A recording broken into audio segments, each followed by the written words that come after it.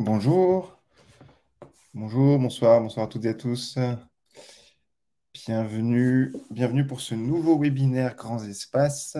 Alors, aujourd'hui avec la thématique de l'Antarctique. On va patienter juste une petite minute, le temps que tout le monde puisse se connecter à l'événement. En espérant, voilà, on va vous rafraîchir un petit peu avec le continent de glace et nous éloigner un petit peu des chaleurs qu'on vit actuellement en France, si vous êtes en France, mais en Europe aussi de manière générale avec l'été.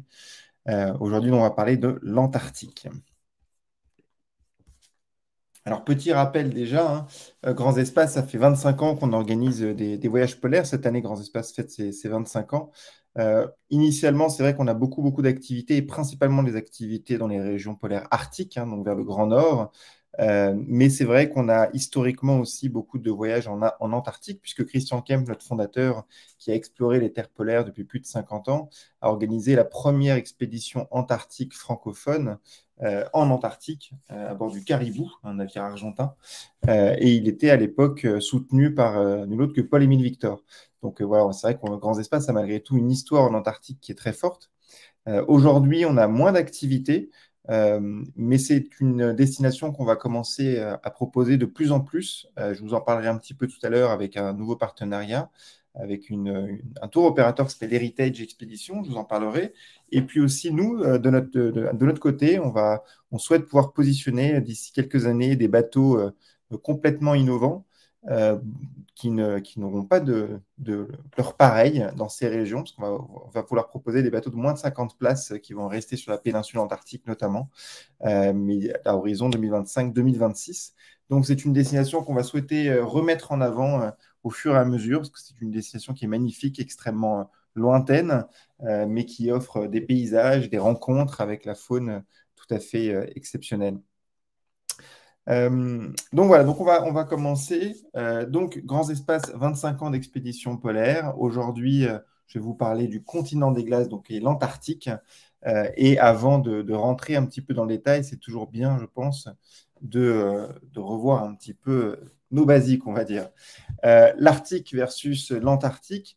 L'Arctique, donc vers le pôle Nord, c'est un océan, l'océan Arctique. Si vous suivez déjà un petit peu Grands Espaces depuis quelques temps, on en parle très régulièrement. Donc c'est l'océan avec cette glace, cette banquise qui va s'étendre à son maximum au mois de mars.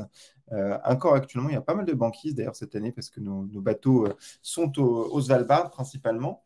Et cette banquise donc, va s'étaler sur tout l'océan jusqu'à descendre sur la quasi-totalité de cette côte est et de la côte ouest du Groenland, emprisonner une grande partie de l'archipel du Svalbard. Et puis, elle va se rétracter petit à petit pour atteindre son minimum vers le mois d'août, fin août. L'Antarctique, au contraire, est un continent, c'est le septième continent, qui est recouvert, lui, à 98% de calottes de glace. Il faut se rendre compte que l'Antarctique regroupe à lui seul, enfin ce continent regroupe à lui seul 90% de la glace terrestre et 70% de l'eau douce mondiale. Donc ça vous donne un peu une idée des quantités. Euh, en réalité, alors, il faut se dire que cette calotte de glace, donc, qui recouvre à 98% l'Antarctique, elle a une épaisseur moyenne de 1,6 à 2 km d'épaisseur de moyenne. C'est-à-dire qu'elle peut atteindre 4000 mètres d'épaisseur dans certains endroits. Et si toute cette glace venait à fondre, les océans monteraient de 60 mètres. Voilà, c'est pour vous donner une petite idée. Euh, en Arctique, le seul endroit où on a beaucoup de glace, ça va être le Groenland, qui est recouvert lui aussi en grande partie d'une calotte de glace qui va être plus épaisse en moyenne, parce qu'on va avoir une épaisseur de près de 2000 mètres en moyenne, mais sur un espace qui est beaucoup plus petit. Donc voilà, donc l'Antarctique, ce septième continent, avec des montagnes, des volcans aussi, et ces montagnes, notamment le mont Vinson, qui fait plus de 4800 mètres. Donc c'est vraiment le continent de glace qui est complètement isolé du reste du monde. Il faut savoir que l'Antarctique a toujours été complètement isolé du reste du monde. Enfin, des autres continents, c'est l'une des raisons pour laquelle il n'y a pas de faune terrestre en Antarctique. On va retrouver les manchots, des baleines, etc. J'y reviendrai, mais on n'a pas de faune terrestre. Donc voilà un petit peu pour le petit topo. Il faut aussi se dire que c'est un continent un petit peu particulier, puisque l'Antarctique a la particularité de n'appartenir à personne. Alors, dit un peu rapidement, mais c'est un continent bien sûr qui n'a jamais été colonisé, qui a été découvert très tardivement comparé à l'Arctique qui a été découvert en 1500, enfin l'Arctique. En tout cas, le Svalbard a été découvert en 1596. Le Groenland a été découvert beaucoup plus tôt. L'Antarctique, quant à lui, a seulement été découvert officiellement au début du 19e siècle, donc vers 1819-1820. Donc, on l'a découvert très tardivement et les premières explorations étaient très tardives. Et ce qui fait qu'il n'y a pas eu de colonies, d'installation là-bas. De toute façon, les conditions climatiques étaient beaucoup trop dures pour pouvoir s'y installer, hein, bien sûr. On peut oublier les plantations ou pour installer des campements, on va dire, vivables, surtout l'hiver, bien sûr, avec beaucoup d'explorateurs et d'aventuriers qui ont pu connaître ça, des hivernages très périlleux en Antarctique, hein, avec des histoires d'explorateurs tout à fait passionnantes, comme celle de Shackleton ou d'autres. Mais voilà, donc la particularité de ce continent antarctique, c'est qu'il n'appartient pas à un pays. En réalité, il est régi par un traité qu'on appelle le traité antarctique, qui a été signé le 1er décembre 1959 et qui est à la base, à l'origine, était signé par 12 signataires. Qu'on va appeler les possessionnés et les non possessionnés. Je ne vais pas faire une conférence dessus parce que ça prendrait beaucoup, beaucoup de temps. Il y a eu beaucoup d'implications. Mais pour faire très simple, on avait 7 pays qui se disputaient cette Antarctique. Ces pays se les disputaient pour plusieurs raisons. Des raisons qui vont être de découverte. La France, par exemple, avec la Terre Adélie, hein, l'Australie aussi, la Norvège aussi, avec Amundsen notamment, et d'autres. Mais voilà, donc chacun avait, le Royaume-Uni, bien sûr, avec Scott, mais chacun avait des droits à la revendication. D'autres, pour des raisons de continent, l'Argentine, le Chili notamment, parce que si on regarde, on regardera sur une carte tout à l'heure, mais si on regarde la pointe sud de l'Amérique du Sud, eh bien, on va avoir presque une dorsale qui va aller jusqu'à la péninsule. Donc, plusieurs revendications. Et on a donc ces 7 pays qu'on appelle possessionnés, comme la France, la Norvège, l'Argentine, le Chili, le Royaume-Uni, etc., qui revendiquaient donc une partie de cette Antarctique. Finalement, cet accord a été signé en 1959 avec ces 7 pays-là et aussi 5 autres pays qu'on appelle non possessionnés, c'est-à-dire des pays qui n'avaient pas de revendication mais qui souhaitaient y avoir des activités, comme le Japon par exemple, l'Allemagne, les États-Unis. Eh bien voilà, ils ont signé ce traité pour éviter d'avoir potentiellement en tout cas des batailles ou d'autres activités. Ce qui était intéressant, en tout cas, avec ce traité, ce qui était tout à fait unique, c'était que c'est le premier endroit au monde où un traité vient faire légiférer, on va dire, sur un continent entier et qui impose de ne pas implanter de base militaire. Donc, en fait, la seule activité possible sur le continent antarctique va être une activité scientifique et de recherche. Toute autre activité est interdite. Alors, il y a des petits débordements, il y a de l'activité touristique qui est extrêmement limitée et extrêmement réglementée, puisque l'activité touristique se concentre principalement sur la péninsule antarctique, quelques activités touristiques sur la mer de Ross, et un petit peu en mer de Weddell, mais principalement tout de même sur la péninsule antarctique, donc c'est extrêmement limité. Et c'est tout. On n'a pas d'activité militaire, on ne peut pas y installer une ville, on ne peut rien installer d'autre. Alors, le traité est très intéressant à bien des égards. On peut se dire aussi, bien sûr, que tout n'est pas, dans le monde, comme on le sait, avec la géopolitique, tout n'est pas si simple. On a des grandes puissances polaires, notamment la Chine, qui est aujourd'hui la deuxième puissance mondiale polaire après la Russie, qui s'est implantée beaucoup avec des stations scientifiques. Normalement, il y a tout un tas d'études d'impact à faire, etc., qui n'ont pas forcément été faites. Mais voilà, donc il y a forcément des débordements, comme toujours malheureusement. Mais malgré tout, voilà, c'est quelque chose qui tient avec une grande coopération, notamment sur les parties scientifiques et les bases scientifiques. Donc, voilà, mais c'est un sujet qui est passionnant et je vous invite à vous renseigner dessus. Et puis, si vous venez à bord de l'un de nos navires sur nos voyages antarctiques, il y aura forcément une conférence sur le traité antarctique. C'est quelque chose qui est tout à fait passionnant. Hop, alors, qu'est-ce qu'on va aller chercher en Antarctique? En Antarctique, déjà, on va aller chercher forcément ces paysages. Alors, les paysages en Antarctique, c'est des paysages de glace, de montagne, un corps de glace et de glace et de montagne, beaucoup de glace, des très grandes montagnes, un corps de la glace, et puis de temps en temps, dans certains endroits, on va avoir des paysages beaucoup plus désertiques. Alors, j'ai fait exprès d'insister là-dessus. Mais voilà, c'est vrai qu'on a principalement des paysages de glace et de montagne. l'Antarctique étant recouvert à 98% de glace, forcément, c'est les paysages qu'on va pouvoir voir tout au long de ces voyages. Alors, il y a aussi les îles qu'on appelle les îles subantarctiques, notamment certaines du côté de la mer de Ross, notamment, avec les îles Mackay ou Snar, etc., ou Elephant Island ou Deception Island vers la Géorgie du Sud, où on va avoir des décors très différents, mais dès qu'on va arriver sur le continent de glace, c'est vraiment ce type de paysage qu'on va voir, donc beaucoup de glace, avec des grandes montagnes et des icebergs géants. Les icebergs géants, je vais y venir un peu plus dessus après. Alors, il faut savoir qu'en fonction de l'époque à laquelle on va se rendre en Antarctique, on va avoir des décors un petit peu différents. C'est-à-dire que tout de même, quand on va être proche des côtes, généralement, la neige et la glace est soufflée, ce qui fait qu'on n'a jamais une grosse épaisseur. L'épaisseur de glace, on va l'avoir plutôt sur les montagnes, hein, plutôt loin. Par contre, dès qu'on va arriver vraiment en plein cœur de l'été austral, donc vers février, on va avoir un petit peu moins de neige, notamment au bord de l'eau. On va avoir de la roche, on va avoir des espèces vraiment de désert. Il n'y a pas de végétation, très, très peu de végétation, pas du tout d'ailleurs. Donc voilà, mais quand même, voilà, toujours cette glace qui va être posée par-dessus. Et voilà, donc c'est le type de décor qu'on va avoir. Et donc sur ces fameuses îles subantarctiques qu'on va avoir, on a beaucoup moins de glace. C'est des paysages qui vont nous faire peut-être un peu plus penser à l'archipel du Svalbard, notamment en Arctique, avec vraiment ces déserts polaires, mais qui offrent, voilà, c'est aussi un spectacle tout à fait différent, mais très très intéressant. Il y a une petite chose je fais une petite parenthèse, une petite chose que je n'ai pas précisée au début de cette présentation.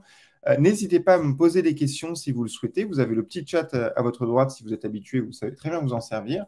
N'hésitez pas du coup à me poser des questions. J'y reviendrai, je ne vais pas y répondre automatiquement à l'instant T, mais je vais les garder de côté, puis j'y répondrai au fur et à mesure. Et puis, bien sûr, vous aurez accès au replay après de cette webconférence dès qu'elle sera terminée. Voilà, je referme la parenthèse.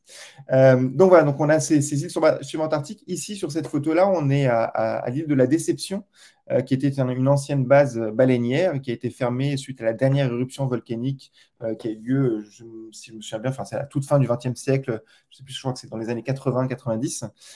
Et donc, elle a été complètement fermée. C'était une grande, grande activité baleinière en Antarctique, hein. On a eu, on le sait, en Arctique, une immense activité baleinière, notamment au Svalbard, mais un peu partout. Et puis ensuite, en Antarctique, ça a été pareil. Dès que ça a été découvert, on a vu qu'il y avait beaucoup, beaucoup de baleines, puisqu'elles viennent chasser pendant l'été austral.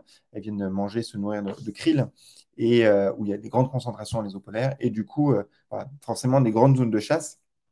Et Deception Island était ce lieu, voilà, enfin, était une grande base baleinière installée. C'est un lieu qui est très, très intéressant à visiter. Il y a encore, étant donné qu'il y a un volcan à côté, on a des eaux chaudes qui sont chauffées par cette géothermie. C'est un endroit assez intéressant à découvrir. Et du coup, voilà, on a cette glace posée sur le continent et puis bien sûr ces icebergs. Alors les icebergs, on le sait, en Arctique, les icebergs les plus grands du monde, de l'hémisphère nord, pardon, viennent de la calotte du Groenland. Et c'est justement parce qu'ils viennent de calottes qu'ils sont les plus grands, parce elles sont extrêmement épaisses, ces calottes. Et quand elles viennent se déverser dans l'eau et quand elles vont se morceler, ça va donner ces icebergs géants. Alors, ces icebergs, c'est difficile à se rendre compte en photo, mais ils sont vraiment immenses. C'est-à-dire qu'en Antarctique, ça va être les icebergs les plus grands du monde. On a eu récemment, il y a 3-4 ans, l'iceberg en Antarctique qui s'est échoué sur la Géorgie du Sud, qui faisait 160 km de long, qui était vraiment un iceberg gigantesque, qui avait là un nom très sympathique, hein, puisqu'il s'appelait A68, mais qui est venu s'échouer après donc, sur la Géorgie du Sud. C'est un iceberg donc, de plus de 160 km. Donc on peut s'imaginer. Alors là, on est vraiment sur les icebergs tabulaires. Donc ces tabulaires, c'est ces grandes tables finalement de glace qui se détachent de la calotte et qui vont aller dériver en mer. On va voir ces icebergs tabulaires, parfois de plusieurs kilomètres, parfois de plusieurs centaines de mètres. Donc c'est des choses assez immenses, enfin vraiment impressionnantes, pardon. Et puis voilà, ces icebergs qu'on va voir avec différentes formes. Là, sur cette photo, on voit en bas des petits points, là, c'est les petits manchots, des manchots papous. Donc, ça vous donne une petite idée. Alors, ils ne sont pas très grands, ils font 40-60 cm, mais bon, ça donne quand même une belle idée de la hauteur de ces icebergs. Et c'est vraiment quelque chose de tout à fait impressionnant quand on navigue en Antarctique.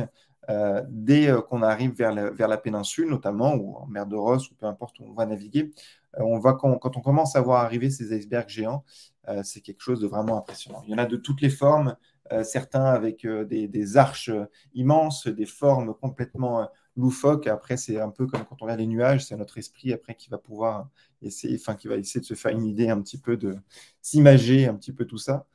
Mais voilà, c'est vraiment le monde des glaces. Quand on parle de l'Antarctique, on parle vraiment du monde des glaces. C'est quelque chose de tout à fait impressionnant. Et puis surtout, voilà, ces icebergs avec des formes complètement folles, c'est quelque chose voilà, qui est très très impressionnant. Et c'est voilà, c'est vraiment. Il n'y a pas vraiment de mots à décrire. Je pourrais vous montrer toutes les plus belles photos possibles des icebergs. Quand on est là-bas, c'est quelque chose qui est extrêmement impactant. Alors, comme j'ai dit, hein, dans un endroit, il y a moins de glace quand même. Il y a certains endroits, on va visiter certaines bases, notamment la base de Port-le-Croix en Antarctique, sur la péninsule.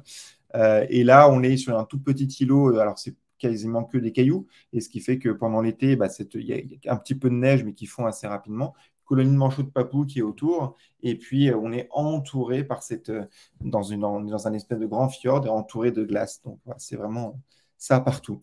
Là, on est sur la barrière de la mer de Ross. La barrière de la mer de Ross, elle court sur 800 km avec un apic en moyenne de 30 mètres. Si vous avez déjà été au Svalbard, vous avez peut-être connu sur la terre du Nord-Est l'Osfona avec Brasvelbrin, donc cette calotte de la terre du Nord-Est hein, qui, elle, s'étend sur 160 km. On a une hauteur à peu près similaire. Là, on est sur 800 km de long. Et voilà, c'est la plus grande masse de glace flottante au monde.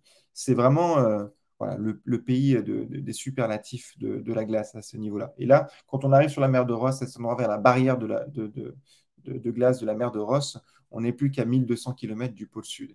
Ça laisse un petit peu aussi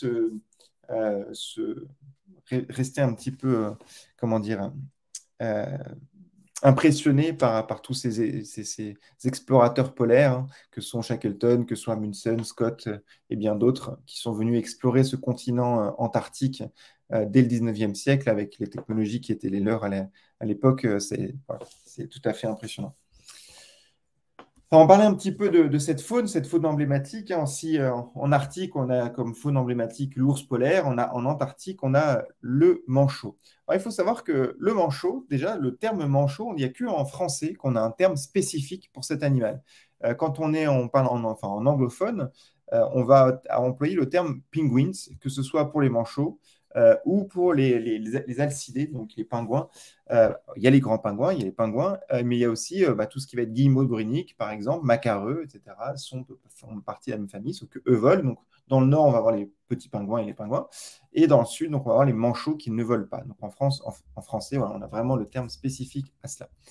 Là, je vous ai mis juste un petit schéma d'un petit peu tous les manchots, avec forcément les manchots les plus, comment dire, les plus mythiques, hein, le manchot empereur, bien sûr, qui est le plus difficile à voir tout de même, parce que les colonies sont peu accessibles, extrêmement protégées aussi, donc on ne peut pas y aller dans n'importe quelle condition.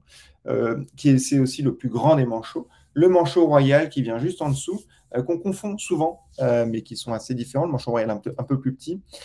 Les trois principaux, ceux qu'on voit le plus, notamment en péninsule antarctique, hein, que sont le manchot papou, jugulaire et adélite, toujours sur la première ligne. C'est vraiment les manchots qu'on a le plus d'occasion d'observer. Et puis après, moi, ceux que je trouve les plus rigolos, en tout cas, ça va être toute la famille des gorfous, qu'on appelle aussi les macaronis. Mais voilà, gorfou sauteur, gorfou schlegel, qu'on va pouvoir voir notamment vers la mer de Ross et sur quelques îles subantarctiques. D'autres manchots aussi qu'on peut voir ailleurs, hein, les manchots des Galapagos, qu'on peut voir comme son nom l'indique dans les Galapagos, mais aussi le manchot de Magellan qu'on peut voir d'Ushuaia dans le détroit le nom m'échappe, c'est pas grave, mais qu'on peut voir déjà en Amérique du Sud, en Patagonie, etc. Donc, alors en photo, voilà à quoi ils ressemblent. Donc voilà, ces petits manchots, là c'est les manchots papous qu'on a observés en péninsule antarctique. Les manchots jugulaires, donc c'est vraiment les espèces les plus emblématiques des péninsules antarctiques. Les manchots jugulaires, hein, c'est les chinstraps qu'on reconnaît avec ce petit collier noir qu'on reconnaît très facilement. Le manchot Adélie, qui vient de Dumont d'Urville qui avait nommé donc cette.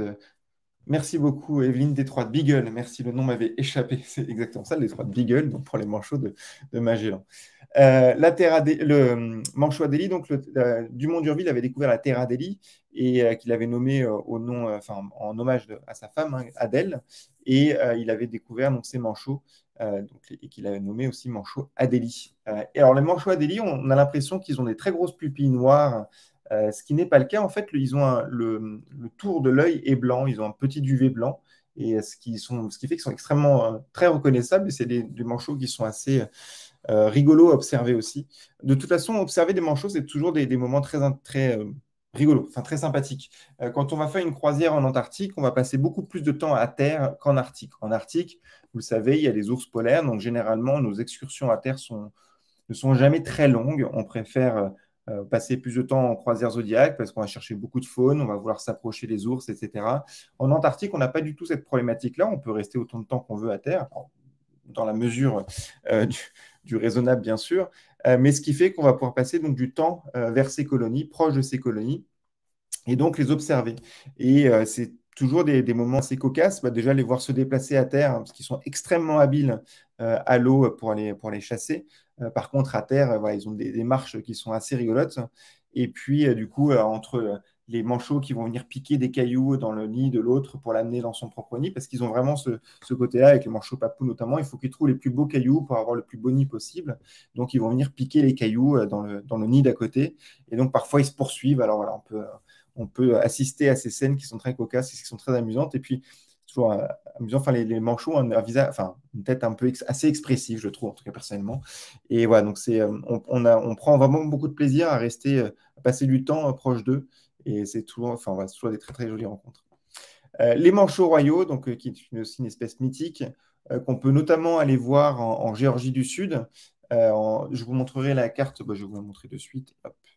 En Géorgie du Sud. Donc, on a fait ce voyage, on l'a fait régulièrement, on le fait à peu près tous les 2-3 ans. Donc, c'est un voyage qu'on reprendra, mais qui nous permet d'aller voir cette colonie de manchots royaux. Hop, voilà. Donc, je vous parlais tout à l'heure, je vous parlais tout à l'heure de cette fameuse dorsale. Donc, on a l'Amérique du Sud ici, et on voit qu'en fait, on a vraiment une prolongation du continent, et qui est l'une des raisons pour laquelle l'Argentine et le Chili continuent de réclamer, alors aujourd'hui, c'est plus pour les mêmes discussions, mais de chercher à avoir une partie de l'Antarctique. Et du coup, on va aller chercher sur les îles Sandwich, notamment, et la Géorgie du Sud, aller chercher ces colonies de manchots royaux. Et ensuite, on va redescendre jusqu'en péninsule antarctique sur cette côte ouest ici. Hop, je reviens à la présentation. Donc voilà, donc les manchots royaux, c'est une espèce qu'on va aller chercher. En Géorgie du Sud, c'est plusieurs millions de manchots qu'on peut aller observer. C'est quelque chose d'assez exceptionnel parce que la plupart des colonies de manchots, Adélie, Papou ou chinstrap, jugulaire, qu'on peut aller observer en péninsule antarctique, par exemple, c'est des grandes colonies, mais ça va être de quelques milliers d'individus, dizaines de milliers d'individus tout au plus. Là, en Géorgie du Sud, c'est plusieurs millions d'individus. Comme pour certaines colonies de manchots empereurs aussi, ça va être 500 000, 600 000, parfois plus. Donc, c'est des quantités vraiment, vraiment très impressionnantes. Et quand on y va en octobre, généralement, ils sont avec leurs jeunes, ce qui offre vraiment des très, très, très belles observations. Beaucoup de beaucoup d'albatros aussi, mais ça, j'y reviendrai un petit peu plus tard. Et enfin, bien sûr, l'emblématique manchot empereur. Le manchot empereur qu'on ne peut pas voir partout, comme j'ai dit, il est assez difficile à observer. En péninsule antarctique, on n'en voit pas. C'est un peu. Ça arrivé d'en voir un qui est perdu, qui a perdu sa colonie. On en a déjà croisé. Mais voilà, généralement, on va essayer d'aller chercher dans ces colonies. On en réorganisera des voyages spécifiques pour les colonies de manchots empereurs dans quelques années, parce que c'est des voyages qui sont très lointains. Et du coup, on aimerait voilà, les retravailler de manière un petit peu différente. Donc, on est en train de préparer ça. On les voit un petit peu sur nos voyages en mer de Ross. Et j'y reviendrai un petit peu plus tard parce que ça fait partie justement de notre partenariat avec un tour opérateur australien qui s'appelle Heritage Expedition, qui a la même philosophie que nous et qui fait justement ces voyages pour aller voir notamment les manchots empereurs, mais aller justement naviguer dans cette mer de Ross qui est tout à fait exceptionnelle et incroyable. Mais ce sont des voyages extrêmement longs puisqu'on part de Nouvelle-Zélande et puis on descend jusqu'à l'Antarctique. et on est sur des voyages quasiment d'une trentaine de jours. Alors que quand on va en péninsule antarctique, on part d'Ushuaia et on a les 2 jours de traversée du Drake et on est déjà en péninsule antarctique. Donc, on n'est pas du tout sur les mêmes distances. Et même si nous, dans quelques années, d'ailleurs, on souhaitera positionner le bateau directement en péninsule antarctique et ne plus avoir à faire le passage du Drake en bateau, mais le faire en avion pour gagner du temps et passer plus de temps en péninsule antarctique, profiter de plus de la nature encore. Je referme cette parenthèse, mais du coup, les autres espèces qu'on va pouvoir voir, alors l'Antarctique est quand même un endroit où il y a beaucoup, beaucoup de vie, beaucoup, beaucoup de faune. Ça fait un petit peu penser à l'archipel du Svalbard dans ce sens-là. On voit de la faune un peu tout le temps, que ce soit des oiseaux, mais aussi de la faune comme le léopard de mer. Le léopard de mer, c'est voilà, c'est un petit peu aussi le Graal. On n'en voit pas toujours, c'est pas l'espèce la plus facile à voir. Généralement, quand on en voit, il est plutôt en train de se reposer sur une plage ou sur un morceau de glace. Voilà, c'est le grand prédateur, c'est le super prédateur d'Antarctique. Des phoques aussi, que ce soit des phoques de Weddell, des phoques crabiers, des éléphants de mer, il faut toujours faire un petit peu attention d'ailleurs avec les éléphants de mer. Les phoques crabiers, alors les phoques crabiers, d'ailleurs, ils ont ce nom parce que les premiers explorateurs, quand ils ont découvert ce phoque, au loin, en fait, ils ont vu dans les déjections plein de petites carapaces et ils pensaient que c'était des carapaces de crabes et donc ils l'ont appelé le phoque crabier. Mais en réalité, ce n'est pas du tout des carapaces de crabes, c'était des coquilles un peu de krill, parce qu'il se nourrit quasi exclusivement de krill. Et du coup, voilà, il a gardé ce nom de phoque crabier, même s'il ne mange pas de crabe. Des baleines aussi, beaucoup de baleines à bosse qui viennent chasser le krill dans ces mers froides.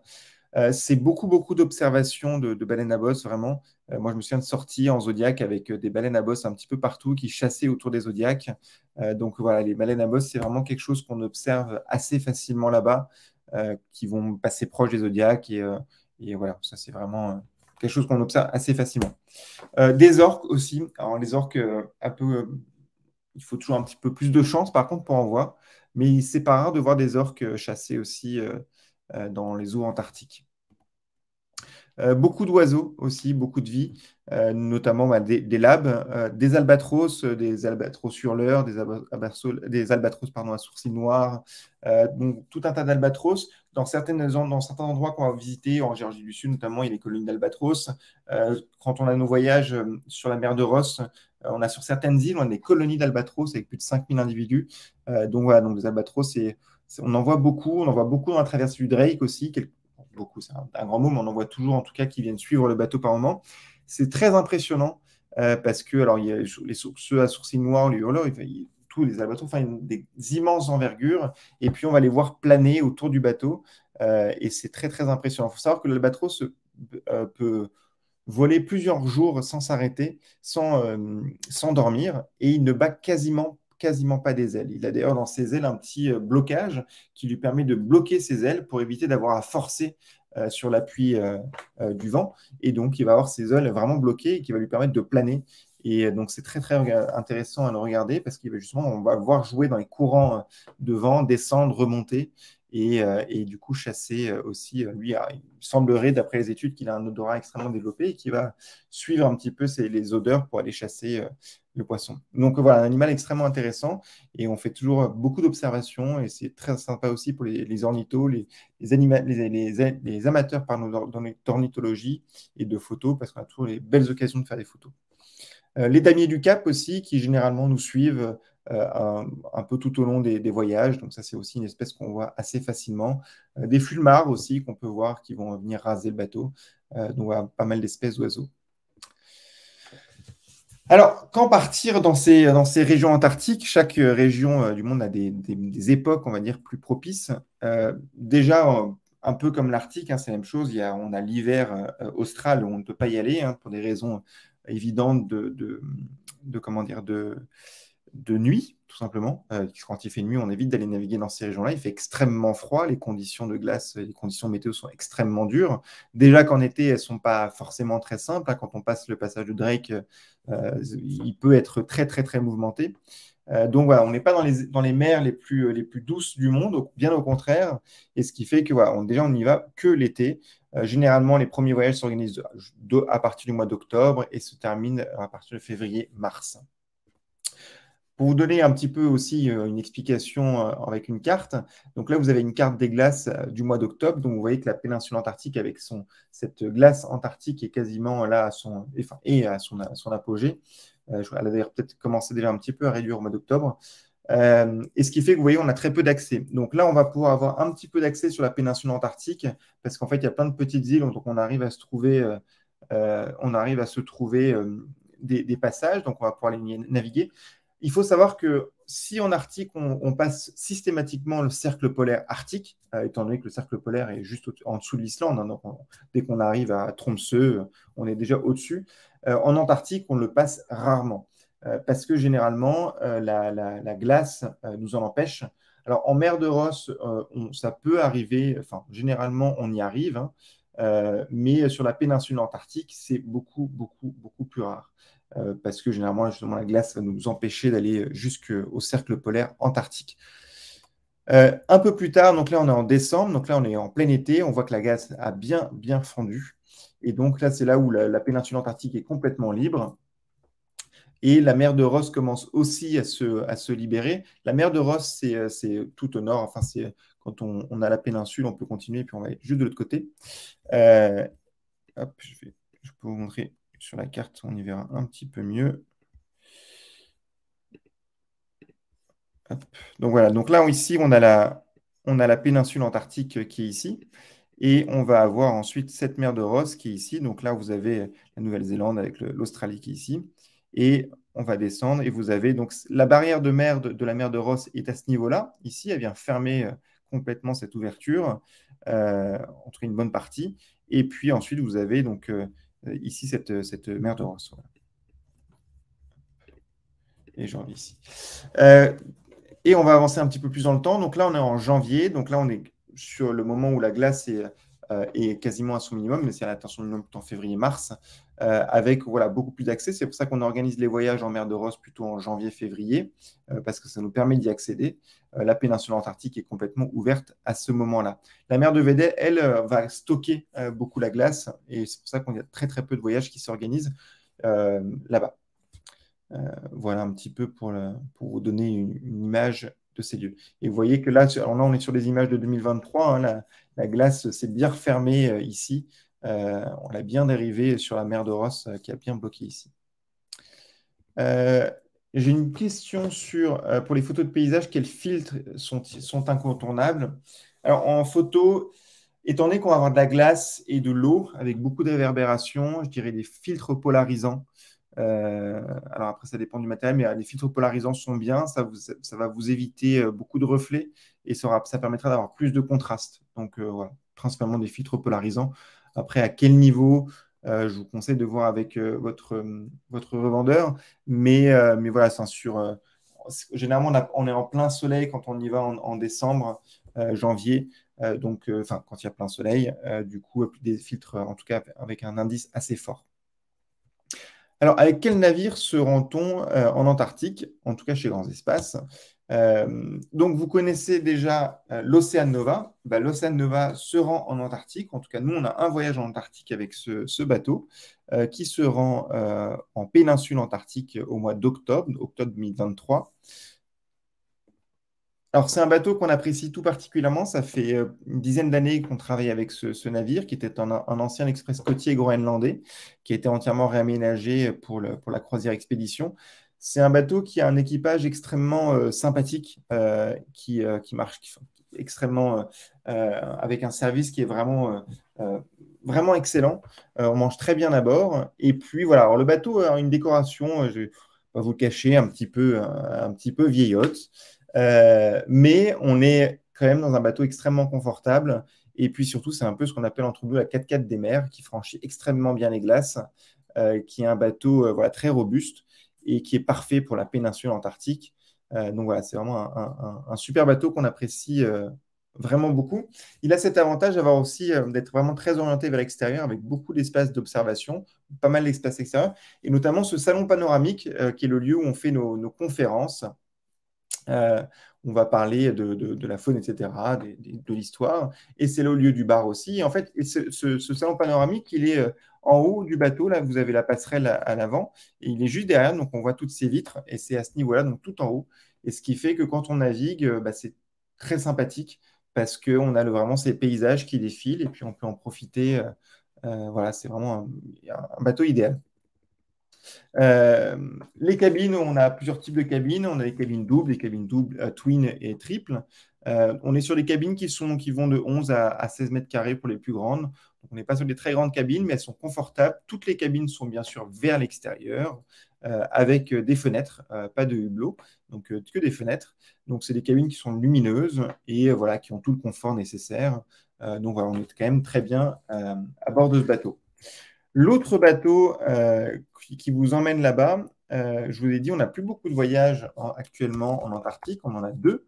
On a donc le voyage en péninsule antarctique qui se fait donc sur l'Ocean Nova.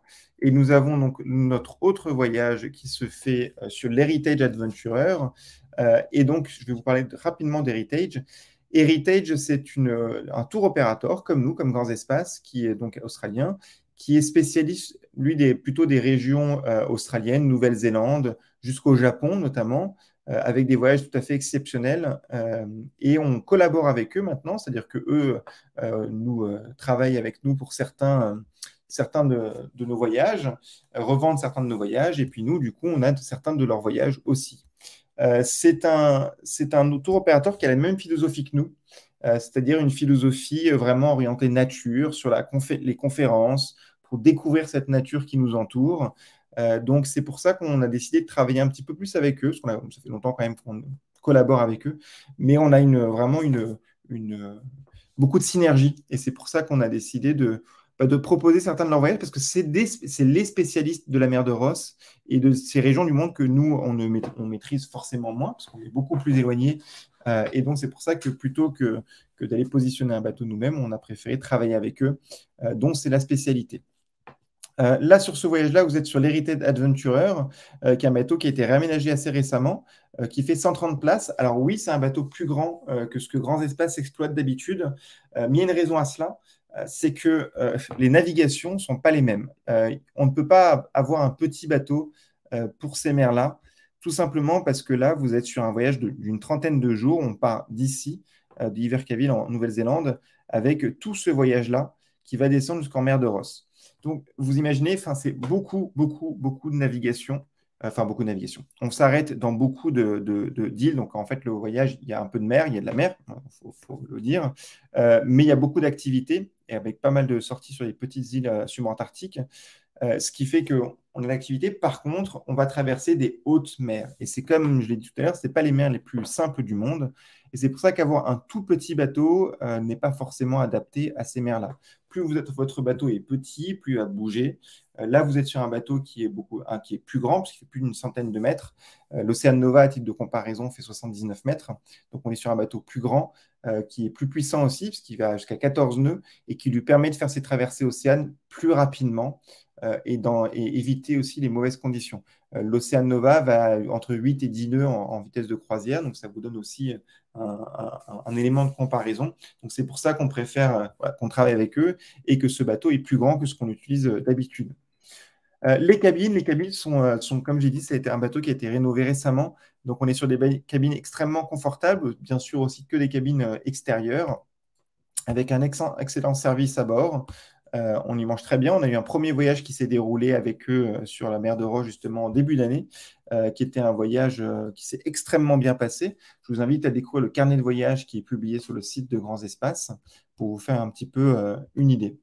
Mais voilà, on est sur un bateau qui est très confortable, qui est vraiment adapté. Il y a beaucoup, beaucoup d'activités dans ces voyages, avec des ateliers de photographie, des ateliers de cartes, beaucoup de sorties.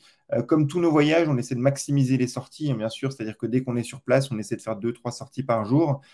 Et quand il y a la navigation, on essaie de proposer un maximum d'activités aussi en termes de conférences, pour bien comprendre les régions dans lesquelles on va. Et puis bien sûr, voilà, après, avec des ateliers, comme j'ai dit. Donc, voilà, on est vraiment sur un bateau qui est très, très sympathique et idéal pour ces découvertes. J'ai une question sur les vagues maximum qu'on rencontre ou qu'on peut rencontrer au passage de Drake. Alors, Sur le passage de Drake, les vagues les plus grandes peuvent aller, je ne sais pas, j'imagine, enfin, jusqu'à une vingtaine de mètres. Euh, il faut savoir que nous, on va essayer, dans la mesure du possible, d'éviter cette mauvaise mer, dans le sens où on va aller chercher une fenêtre météorologique positive. C'est pour ça que parfois, on peut partir un petit peu plus tard de Ushuaia. On va décaler le départ de quelques heures pour éviter le gros d'une tempête qui pourrait passer là.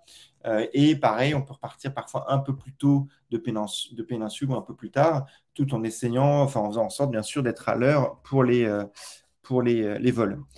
Mais généralement, les mers qu'on peut avoir, les plus démontées, ça peut être des mers avec des vagues aux alentours de 10-15 mètres. Alors, je ne vais pas vous faire peur. Moi, je l'ai passé le Drake plusieurs fois et j'ai eu, à chaque fois que je l'ai passé, une mer méditerranéenne. Alors, j'étais presque un peu déçu parce que j'aurais bien voulu avoir un Drake qui bouge un petit peu pour dire que j'ai passé le Drake quand même. Hein. C'est quelque chose de passer le Drake, de passer proche du Cap Horn. Malheureusement, enfin, malheureusement, pour moi en tout cas, je ne voulais pas non plus une immense tempête, hein, bien sûr, mais voilà, quelque chose au moins à raconter. Mais voilà, donc généralement, ça bouge quand même un petit peu, mais on va plutôt avoir des mers assez creusées, avec 5-6 mètres de creux. Je ne vous cache pas que parfois, ça peut être des mers un petit peu compliquées, mais voilà, comme je vous l'ai dit, on essaie de les éviter, mais c'est la traversée océane, on n'a pas le choix. Mais sur pas mal de nos voyages, on a eu quand même des drakes qui n'étaient pas démontés et donc qui étaient tout à fait vivables. Après, ça reste environ c'est un jour et demi de traversée, c'est-à-dire qu'on a un jour et demi plein de navigation et au bout et une demi-journée, on approche de la péninsule antarctique. Donc voilà, donc ça peut bouger, mais c'est pas toujours le cas. On peut aussi avoir des très belles mers, ce qui arrive. Voilà pour cette péninsule sur cette Antarctique. Quelques mots sur les activités. Donc, comme je l'ai dit, les activités on essaie de faire un maximum d'activités en péninsule ou en mer de Ross. Dans certains moments, certains voyages, on peut même éventuellement proposer du camping à terre. Et encore une fois, on n'a pas de problématique d'ours polaires. Donc, on va faire pas mal de randonnées ou de marches à terre. Il faut savoir qu'on ne peut pas vraiment faire de randonnée libre.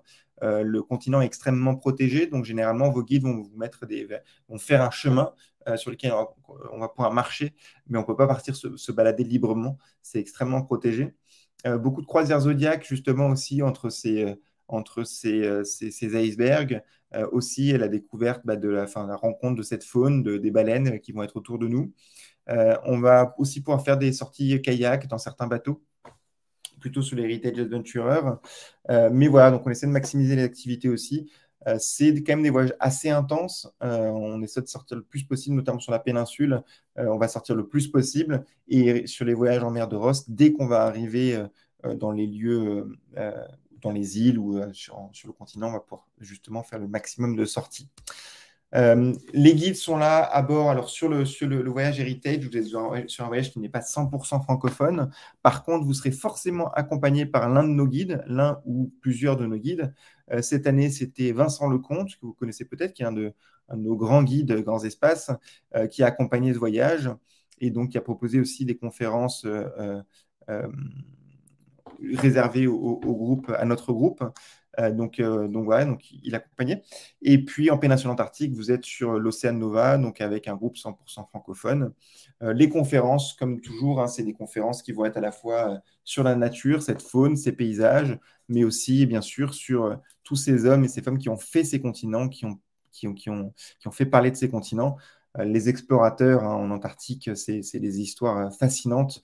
L'histoire notamment de la course au pôle sud entre Amundsen et Scott est une histoire vraiment, vraiment fascinante. En mer de Ross, si les conditions le permettent, et ça a été le cas cette année, on a même pu débarquer à l'ancienne hutte de Shackleton. Donc voilà, donc c'est des noms extrêmement évocateurs. En péninsule antarctique, alors peut-être pas en octobre, c'est plutôt quand même en plein été, en décembre, mais on peut aussi aller voir enfin, on va dans certains fjords où Charcot a été. On a même un fjord avec une gravure de Charcot sur une roche qu'on peut aller voir.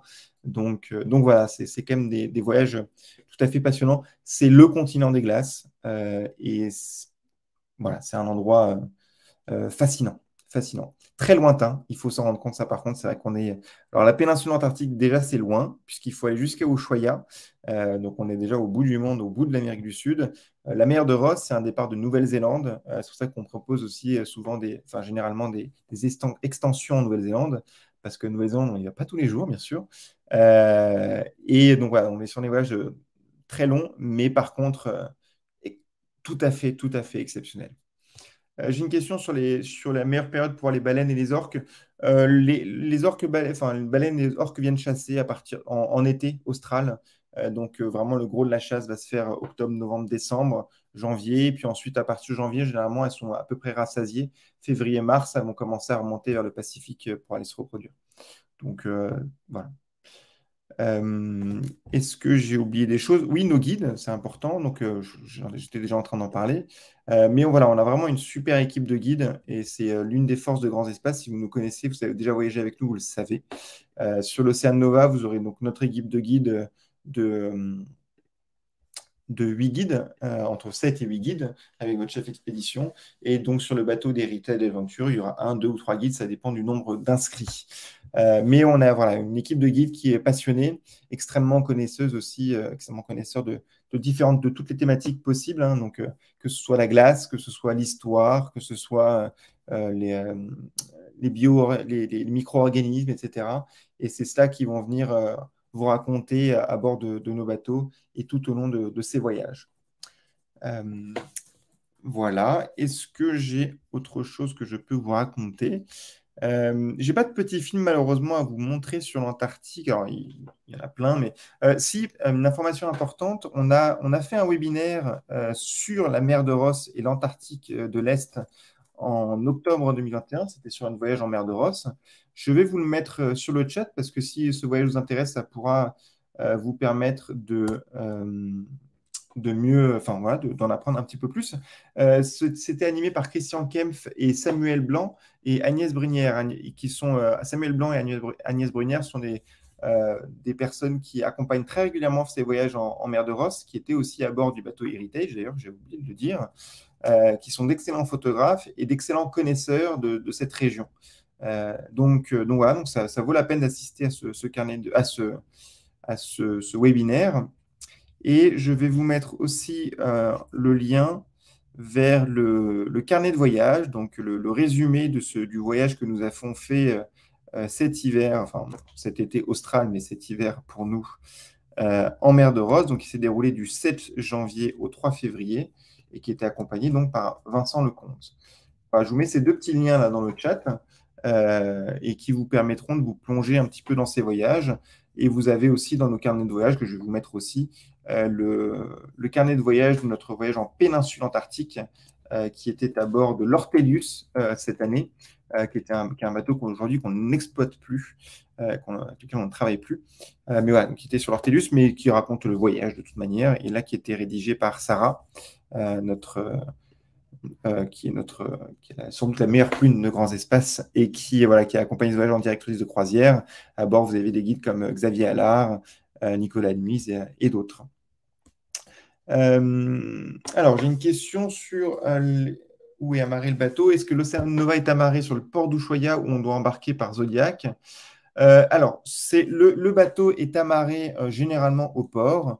Je vais vous montrer une petite photo pour vous donner. En fait, alors, il y a des bateaux à la rade, mais pour les embarquements, ils se font quasiment systématiquement. En tout cas, moi, j'ai jamais connu de voyage de départ où on avait le bateau qui était à la rade. On était toujours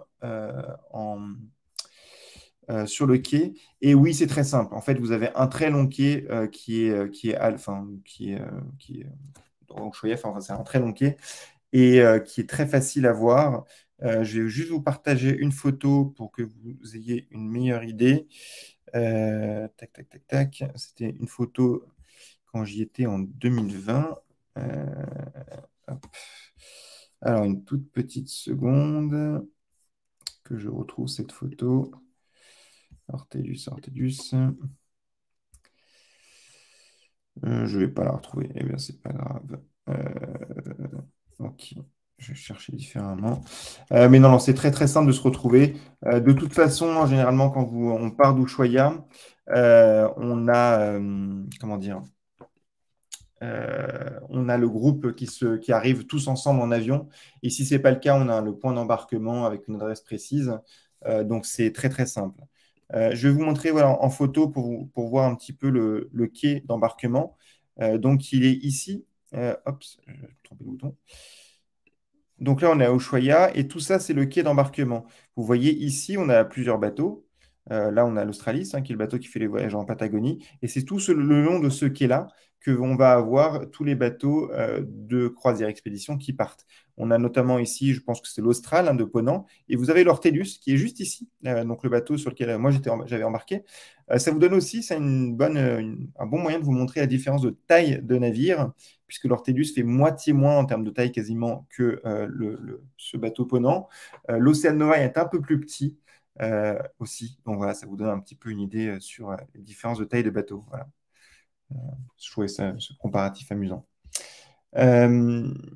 Est-ce qu'on connaît le chef expédition déjà pour le voyage d'octobre-novembre? Non, je ne le connais pas encore. Non, je ne vais pas vous dire de bêtises, donc je ne l'ai pas encore. Généralement, ça se décide pendant l'été, parce qu'on a tous nos voyages qui sont en train de se dérouler là sur l'Arctique en ce moment. Donc voilà, c'est plutôt quelque chose qu'on saura assez rapidement, mais plutôt dans l'été. Donc pour le moment, je ne peux pas, ouais, je peux pas vous donner cette information-là. Tac, tac, tac, tac. Voilà, bah écoutez, bah merci beaucoup. Merci d'avoir été présent ce soir avec moi. Certains d'entre vous sont déjà habitués. Ça sera la dernière webconférence pendant quelques temps, puisque là, on est dans notre grosse période polaire arctique avec tous nos voyages qui partent. Donc, beaucoup, beaucoup d'activités. Donc, on n'aura plus le temps d'organiser les webinaires. Il faut savoir que dès la rentrée en septembre, on va démarrer des nouveaux programmes de webinaires avec des grandes réunions, avec des invités. Donc, ça sera beaucoup, beaucoup de choses à raconter. Donc, on espère vous y retrouver nombreux. Là, maintenant, voilà, donc, comme j'ai dit, nos voyages au Svalbard battent leur plein. On avait avec des ours polaires, de la banquise, de la glace, etc. Donc, n'hésitez pas à nous suivre sur les réseaux sociaux, sur nos carnets de voyage pour vivre ces voyages avec nous. Et puis bah, peut-être à très bientôt en Antarctique, une destination vraiment que je vous recommande fortement si vous avez l'occasion, la possibilité de vous y rendre. C'est un endroit vraiment passionnant. Merci à toutes et à tous de votre présence ce soir avec moi. Je vous souhaite une excellente soirée. Je regarde juste, je crois que j'ai reçu une dernière question. Ah, pardon. Alors, avant de clore, je viens de voir une question. Est-ce qu'on prévoit un voyage sur l'Océan Nova en péninsule antarctique en 2024? C'est peu probable. Pour le moment, en tout cas, on n'en a pas de prévu. Comme je vous l'ai dit, c'est une destination qu'on souhaite retravailler, qu'on souhaite travailler mieux. Enfin, en tout cas, avec d'autres navires aussi qui vont pouvoir nous permettre aussi de nous différencier et d'être plus aussi en phase avec ce qu'on propose avec des plus petits bateaux. Donc voilà, alors l'Océan Nova en péninsule antarctique, on le fait cette année encore en octobre. On espère peut-être le positionner l'année prochaine, mais pour le moment, on n'a pas de programme dessus.